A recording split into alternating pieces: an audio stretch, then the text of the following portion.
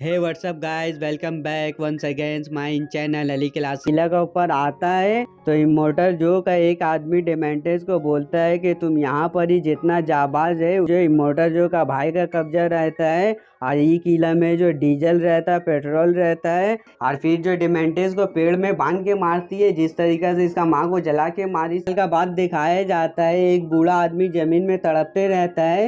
ये जो वही डेमेंटेस है जो फिरियोजा उसको जान से नहीं मारी था, उसको यहाँ पर ही ले आए। खत्म हो जाता है। पार्ट 1 जो स्क्रीन में आ रहा है उसमें क्लिक करके आप पार्ट 1 देख लीजिए। तो गाइस आप वीडियो को लाइक कर दीजिए, चैनल को सब्सक्राइब कर दीजिए, बेल आइकन दबा के ऑल में कर दीजिए। तो गाइस पूरा वीडियो देखने के लिए दिल से थैंक्स फॉर वॉचिंग।